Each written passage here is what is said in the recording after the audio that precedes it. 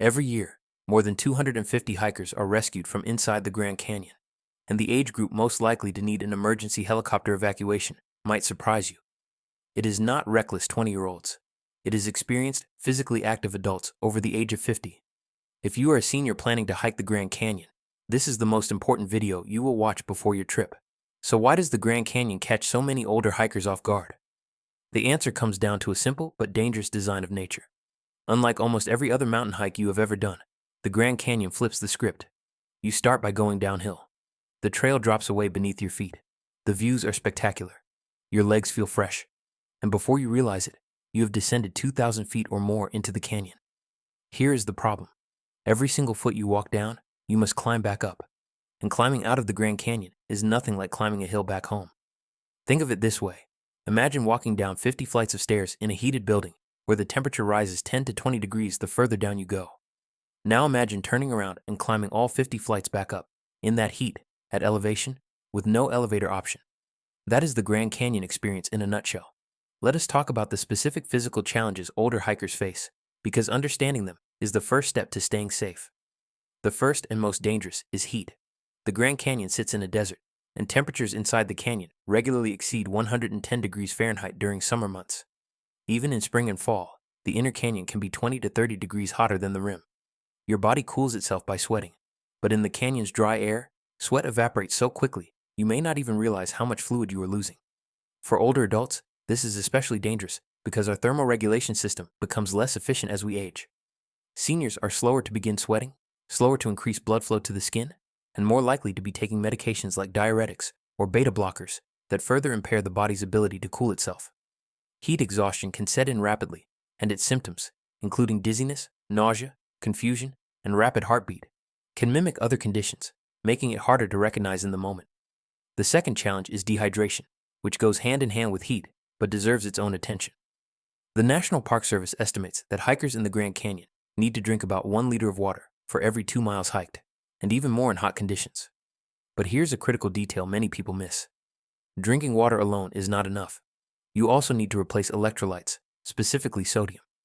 A dangerous condition called hyponatremia occurs when you drink large amounts of water without replacing salt, and it can cause symptoms almost identical to dehydration, including confusion, nausea, and even seizures.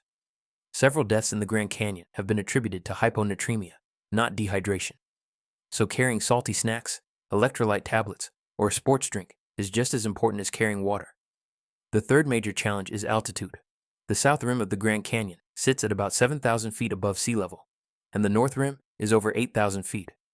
If you are visiting from a low elevation area, you may already be slightly short of breath just standing at the trailhead. As you descend into the canyon, the altitude drops and the air gets thicker and hotter, which feels easier at first. But when you turn around to climb back out, you are now ascending thousands of feet in thin air, while already fatigued and potentially overheated. For seniors, especially those with heart conditions or respiratory issues, this combination of exertion and altitude can push the cardiovascular system to dangerous limits. The fourth challenge, and one that many older hikers tell us is the one they wish they had taken more seriously, is knee strain.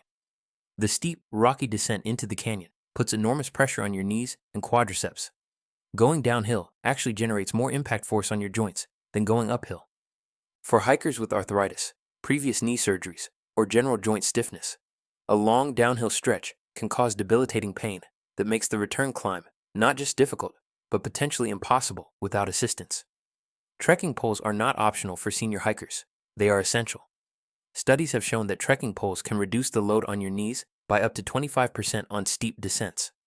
Now, let us address the single most common mistake that lands older hikers in trouble: going down further than you can comfortably climb back up. Rangers at the Grand Canyon have a saying: the canyon is a trail that eats people who are having a great time. What they mean is that the easy, pleasant descent creates a false sense of confidence. You feel strong, the weather seems fine, and you tell yourself you will just go a little further to the next viewpoint. Then a little further after that. By the time you turn around, you have used up the easy half of your energy on the fun part of the hike, and you are left facing a grueling uphill return with depleted reserves, rising temperatures, and fading daylight. So what do rangers actually recommend? The National Park Service advises a simple rule for below-rim hiking. For every 1 hour you spend hiking down, plan 2 to 3 hours for the return climb. If you hike down for 1 hour, expect a 2 to 3 hour climb back up. For seniors, A more conservative ratio of 1 to 3 or even 1 to 4 is wise, especially in warm weather, or if you are not acclimatized to the altitude. Rangers strongly recommend that most day hikers, regardless of age, turn around at the 1.5 mile point on the Bright Angel Trail or the 1 mile point on the South Kaibab Trail. Going beyond these points dramatically increases the difficulty of the return hike and the likelihood of needing rescue. The Park Service is very clear. Do not attempt to hike to the river and back in a single day. Not at any age, but especially not as a senior. If you are finding this information valuable, and you want more insider tips on staying safe and getting the most out of America's national parks, take a moment right now to hit that like button and subscribe to National Park Secrets. We are building a community of smart, prepared explorers, and your support helps us keep making these guides. Now, let us talk about the trails and viewpoints that are safest and most rewarding for older visitors. The good news is, you do not have to descend into the canyon to have an unforgettable Grand Canyon experience. The Rim Trail along the South Rim is one of the most accessible and scenic paths in the entire national park system. It stretches for 13 miles along the canyon edge, and large sections of it are paved, flat, and wheelchair accessible. The stretch between Mather Point and Bright Angel Lodge, roughly 2.5 miles, offers breathtaking panoramic views with minimal elevation change. You can also use the free park shuttle to hop between viewpoints, walking as much or as little as you like. For seniors, this is often the best way to experience the canyon. Other excellent options include the short walk to Yavapai Point and the Geology Museum, which is paved and less than half a mile, or the Trail of Time, an interpretive geology walk along the rim that is both flat and fascinating. If you do want a taste of below-rim hiking, the first tunnel on Bright Angel Trail, about 1 mile down, is a reasonable turnaround point for fit seniors hiking in cool morning conditions. Just remember, the return will take roughly twice as long. Let us look at some real numbers that underscore why preparation matters. According to National Park Service data, the Grand Canyon averages about 12 deaths per year and roughly 300 search and rescue operations. Heat-related illness is the #1 cause of rescue calls during summer months. Adults over 50 account for a disproportionate share of fatalities, particularly from cardiac events triggered by overexertion in heat and at altitude. A study published in the journal Wilderness and Environmental Medicine found that hikers between the ages of 40 and 60 were the most likely demographic to require emergency evacuation from the Grand Canyon, and the primary contributing factors were dehydration, heat illness, and exhaustion from underestimating the return climb. These are not numbers meant to scare you away. They are meant to empower you with knowledge so you can plan wisely. So let us wrap up with practical packing and hydration advice that could genuinely save your life. First, water. Carry at least 3 liters for any below-rim hike and start hydrating the day before. Do not wait until you are thirsty to drink. Pair your water with electrolyte supplements or salty snacks like pretzels, trail mix, or jerky. Second, food. Bring more calories than you think you need. Your body burns an extraordinary amount of energy climbing out of the canyon, and bonking, which is running out of glycogen, can stop you in your tracks. Third, clothing. Wear light-colored, moisture-wicking layers, a wide brim hat, and apply sunscreen generously. Sunburn impairs your skin's ability to cool itself. Fourth, gear. Trekking poles are a must. Wear broken-in hiking boots with ankle support, not sandals, not running shoes. Bring a headlamp in case your hike takes longer than expected. Fifth, timing. Start your hike at first light, ideally before 6 in the morning. The coolest hours are the safest hours.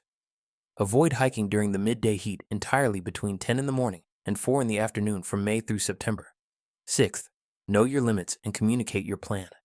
Tell someone where you are going, what trail you are on, and when you expect to return. Carry a whistle and a small mirror for emergency signaling.